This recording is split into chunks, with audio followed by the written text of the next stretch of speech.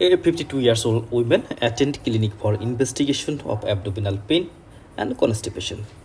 On examination, you note a blue line through the gum margin. She mentioned that her leg have become weak in past few days. What is the most likely diagnosis? So 52 years old, present clinic with abdominal pain and also the constipation, and on examination there is blue line on the gum. This one point is enough for diagnosis. So what may be the diagnosis? Acute intermittent porphyria, lead poisoning, constipation, Guillain-Barré syndrome and rectal carcinoma. So which may be the option? First of all, let's see the lead poisoning. The lead poisoning, there is the definitive clinical features such as this. There is the abdominal pain, peripheral neuropathy, and also the presence of the fatigue, constipation, and most importantly, it is the blue line in the gum margin. So when there is blue line of the gum margin, it is diagnostic for the lead poisoning.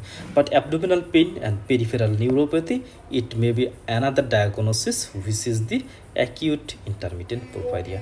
So when we want to say it is the when it is say that it is the lead poisoning, then we should keep in mind that it may be the acute intermittent porphyria. So abdominal pain and neurological signs, they are merged with the acute intermittent porphyria.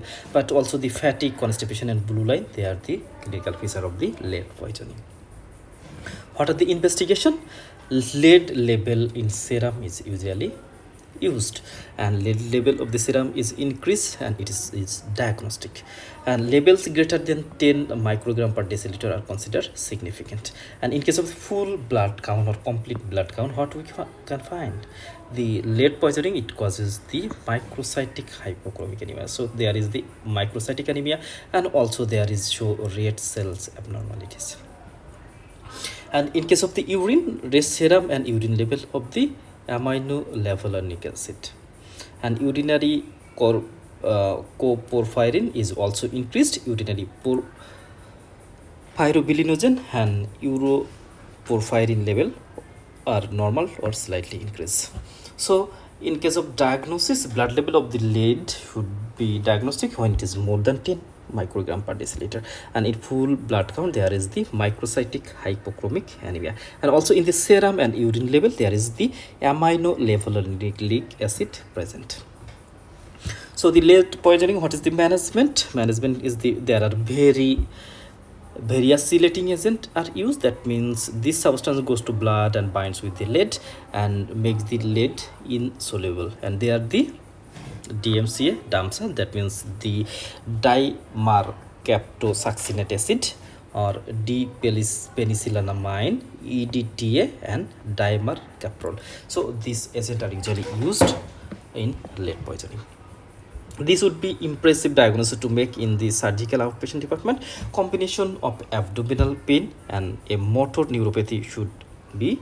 So abdominal pain and motor peripheral neuropathy should indicate this diagnosis. And blue line along the gum line, it is very diagnostic, but it presents only 20% of the case. So what is our diagnosis? As there is the blue line of the teeth or gum, abdominal pain, constipation, so this is the lead poisoning. And in case of the acute intermittent porphyria, there is abdominal pain and neurological symptom, and constipation is not a diagnosis in this case. And in case of the Guillain-Barré syndrome, what happens?